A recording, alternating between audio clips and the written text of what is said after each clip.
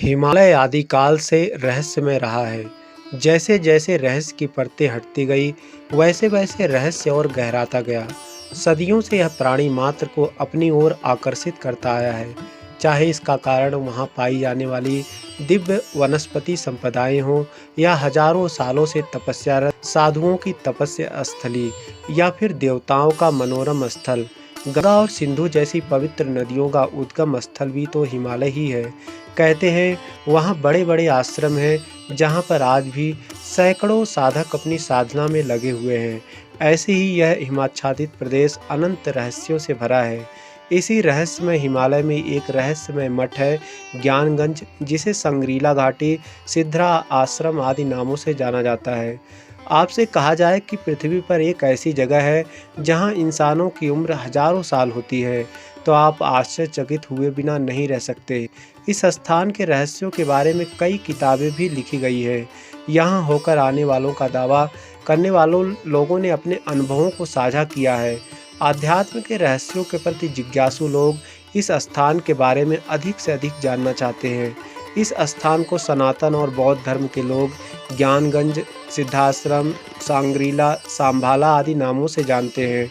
इसे lands of immortals भी कहा जाता है। ज्ञानगंज के बारे में क्रिया योग को प्रचारित करने वाले श्यामाचरण लाहिड़ी महाशय, सूर्य विज्ञान के जानकार स्वामी विशुद्धानंद, बनारस के प्रसिद्ध संत तैलंग स्वामी, युक्तेश्वर गिरी, योगदा सत्संग सोसाइटी के परमहंस योगानंद, गायत्री परिवार के संस्थापक पंडित श्री राम शर्मा आचार्य के साथ और भी सनातन तथा बौद्ध परंपरा के संतों ने इस स्थान के बारे में विस्तृत वर्णन किया है।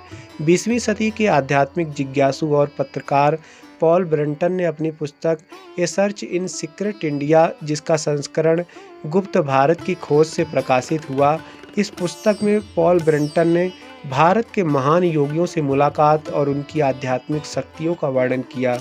उन्होंने अपनी पुस्तक ज्ञानगंज और वहाँ के निवासियों के बारे में भी लिखा है। ज्ञानगंज से सूर्य विज्ञान सीखने वाले बनारसी संत स्वामी विशुद्धानंद महाराज के बारे में भी लिखा है। स्वामी विशुद्धानंद सूर्य की रश्मियों का प्रयोग करके वस्तु प्रकट करना, मनचाही सुगंध पैदा करना, मरे हुए छोटे जीवों को जिंदा कर देते थे। स्वामी विशुद्धानंद कहते थे, यह कोई सिद्ध या चमत्कार नहीं है, बल्कि ज्ञानगंज का विज्ञान है, जो कि भविष्य में सभी के लिए उपलब्ध होगा। योगानंद परमहंस की पुस्तक योगी कथामृत में भी ज्ञानगंज का जिक्र मिलता है। स्वामी राम की पुस्तक हिमालय के संतों के संग निवास में भी इस ज्ञानगंज के बारे में बताया गया है। गायत्री परिवार के संस्थापक पंडित श्री राम शर्मा आचार्य ने अपनी पुस्तक सुनसान के सहचर में ज्ञानगंज यात्रा के बारे में लिखा है। उन्होंने लिखा कि उनके गुरु स्वामी सर्वेश्वरानंद ज्ञानगंज ले गए थे। स्वामी सर्वेश्वरानंद ज्ञानगंज के ही साधक निवासी थे। पुस्तक में सर्वेश्वरानंद की आयु सैकड़ों वर्ष बताई गई है। श्री राम शर्मा आचार्य ने ज्ञानगंज के बारे में लिखा है कि वहाँ हजारों की संख्या में योगी तपस्वी रहते हैं। वहाँ सैकड़ों वर्षों की आयु से लेकर हजारों वर्ष की आयु के सन्यासी रहते हैं। लेकिन आश्चर्य की बात यह है कि सैकड़ों हजारों साल की उम्र वाले अधिकांश व्यक्ति देखने में नौजवान ही दिखाई देते हैं। वहाँ से वैज्ञानिक आध्यात्मवाद के प्रयोग संचालित होना लिखा है। संत श्रीमद शंकर स्वामी ने अपनी किताब तिब्बत का रहस्य योग व अलौकिक ज्ञानगंज में अपने अनुभवों के बारे में लिखा है। वे लिखते हैं कि ज्ञानगंज पृथ्वी पर मौजूद एक अन्य आयाम है। वहाँ जीवन के दुनियावी नियम लागू नहीं होते। विज्ञान की पराकाष्ठा है। वहाँ कभी रात नहीं होती। हर समय सूर्य के समान तेज और चाँद के समान ठंडा प्रकाश रहता है। मौसम सदैव एक जैसा रहता है। वहाँ महिला और पुरुष योगी रहते हैं। वहाँ अलग अलग विभाग हैं, सभी के अलग अलग प्रमुख हैं। विभागों में योग, विज्ञान और आध्यात्म से संबंधित अध्ययन और प्रयोग होते रहते हैं। ज्ञानगंज के प्रमुख महातपा नाम के योगी हैं, जिनकी आयु हजारों वर्ष बताई जाती है। ज्ञानगंज में महाअवतार बाबा भी रहते हैं। उनके साथ उनकी महायोगिनी बहन भी रहती हैं।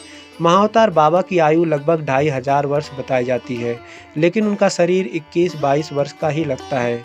ज्ञानगंज के अस्तित्व पर विश्वास करने वाले व्यक्ति दावा करते हैं कि समय समय पर महाअवतार बाबा योग साधना करने वाले व्यक्तियों को मार्गदर्शन करते रहते हैं।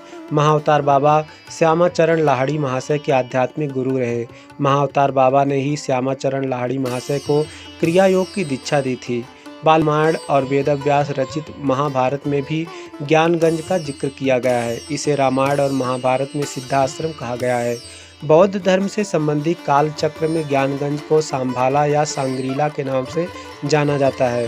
बौद्ध धर्म के मानने वालों लोगों का विश्वास है कि भगवान बुद्ध ने यहाँ काल चक्र का ज्ञान प्राप्त किया था।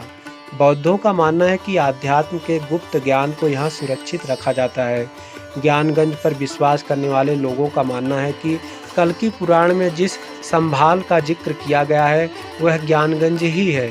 धार्मिक दावों के अनुसार सनातन धर्म के 10वें अवतार कल्कि कलयुग के अंत में इसी संभाला में जन्म लेंगे। हालांकि ज्ञानगंज की लोकेशन के बारे में किसी को पता नहीं है। यह ना तो किसी मैप पर मौजूद है, ना ही किसी सैटेलाइट तस्वीरों में कैद होती है। लेकिन दावा करने वालों का मानना है कि यह भारत तिब्बत बॉर्डर पर कैलाश पर्वत के उत्तर पश्चिम में स्थित है।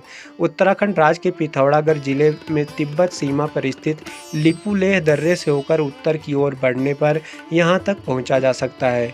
लेकिन यह भी कहा जाता है कि ज्ञानगंज के निवासियों की मर्जी के बिना कोई भी व्यक्ति ना तो इसे देख सकता है, ना ही यहाँ पहुँच सकता है। यहाँ केवल आध्यात्मिक सिद्ध पुरुष ही जा सकते हैं। यह दुनिया में प्रचलित 3 आयामों से अलग एक अन्य आयाम में स्थित जगह बताई जाती है।